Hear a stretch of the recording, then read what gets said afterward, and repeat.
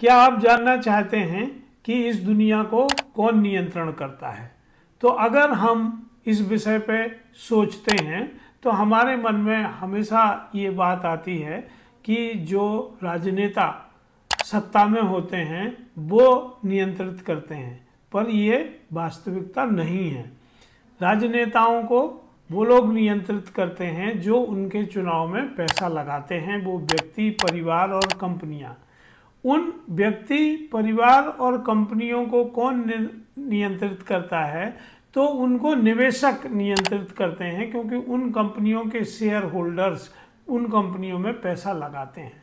तो ऐसे कौन लोग हैं जो दुनिया को नियंत्रित? यदि आप ऐसे कंपनियों और परिवारों के बारे में जानना चाहते हैं तो इस सवाल का जवाब आपको मिलेगा हमारी किताब न्यू वर्ल्ड ऑर्डर में।